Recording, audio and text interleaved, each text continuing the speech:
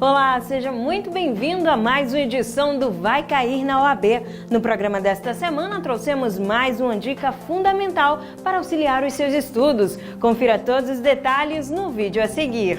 Olá, eu sou o professor Cristiano Carrilho. Estamos aqui para falar sobre o direito ambiental e as dicas que vão cair na OAB. Nós temos que ter uma atenção especial sobre a Política Nacional de Meio Ambiente, que é a Lei 6938 de 1981. Também uma atenção especial com a Medida Provisória 844 de 2018, que trouxe para a Agência Nacional de Águas as competências para as normas de referência nacional em serviços de saneamento.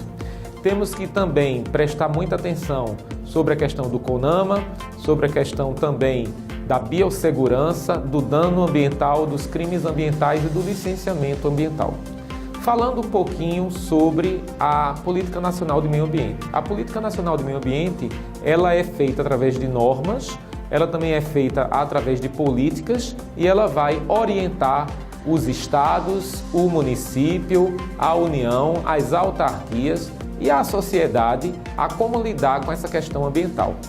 Por sua vez, o licenciamento ambiental, ele é um instrumento dessa política. Instrumento este que vai ter o papel do empreendedor, que vai ter que licenciar as atividades por força de lei, quando forem atividades que vão potencialmente causar dano ao meio ambiente. E aí eu lhe digo, as atividades poluidoras não precisam causar o dano, basta o potencial de causar o dano.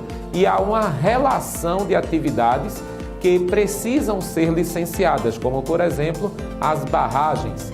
Dentro da Política Nacional de Meio Ambiente, nós temos um órgão consultivo e deliberativo, que é o Conselho Nacional de Meio Ambiente.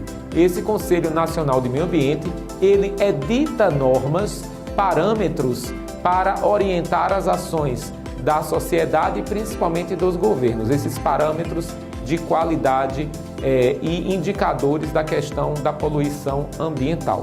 Essas normas editadas pelo CONAMA, essas instruções normativas do CONAMA, elas vão trazer detalhamentos em relação a matérias como quais são os requisitos que tem que ter no licenciamento, quais são as atividades que são obrigadas a ter o licenciamento. Lembrando a vocês que a competência para fiscalizar, que também é outra coisa que pode cair na OAB, ela é uma competência que tanto é da União, dos estados e dos municípios. E dentro dessa dinâmica, imagine você uma competência administrativa repartida entre União, estados e municípios para trabalhar a fiscalização ambiental. Aí você tem um evento danoso, por exemplo, que está lá, o órgão municipal vai lá e multa, depois vem o órgão estadual, vai lá e multa, e o órgão federal vai lá e multa.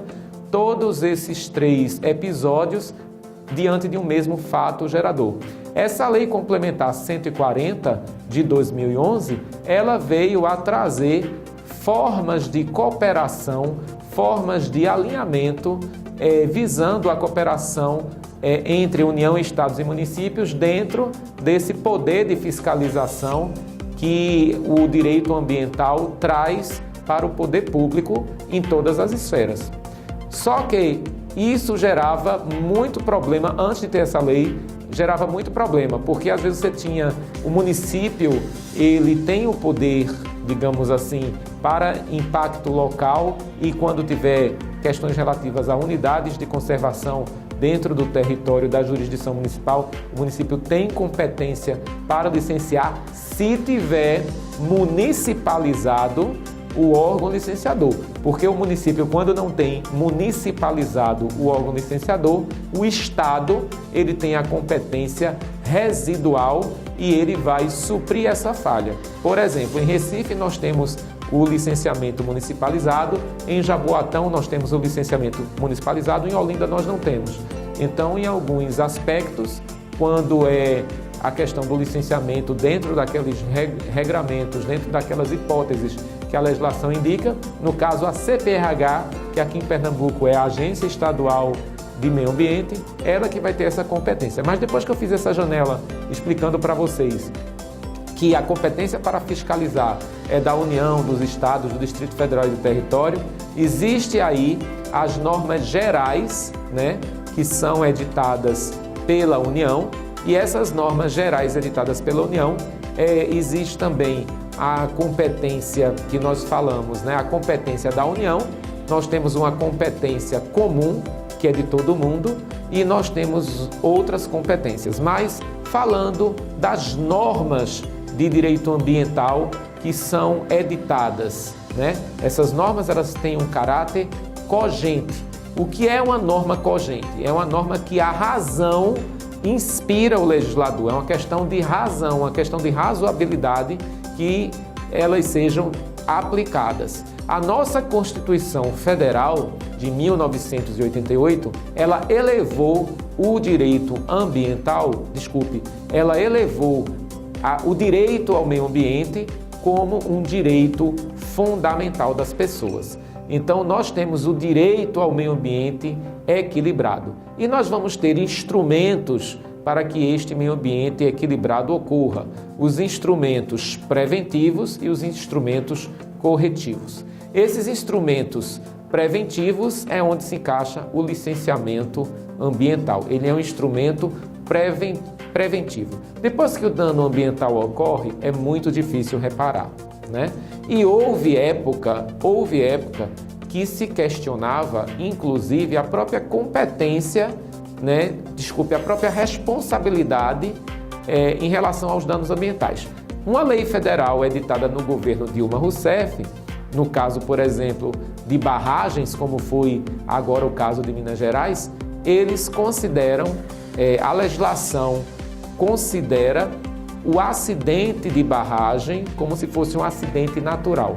Isso vai trazer provavelmente um grande problema para os operadores do direito. Por quê? Porque um dos elementos da responsabilidade civil é o quê? É o ato ser ilícito. A partir do momento que se deixa uma legislação federal dizendo que em caso de barragens, de acidentes ambientais e decorrentes de barragens, aquele acidente é considerado de causa natural, evidentemente isso pode ser um argumento muito bem utilizado em mãos em mãos dos advogados que vão defender as pessoas jurídicas que causam dano ambiental. Lembrando também que nós temos 3 tipos de responsabilidade. A responsabilidade civil, que ela não tem um caráter sancionador. A responsabilidade civil pelo dano ambiental, ela visa reparar, mitigar, compensar o dano. Nós temos a responsabilidade penal, que é subjetiva, e nós temos também uma outra responsabilidade pouco falada, que é a responsabilidade administrativa.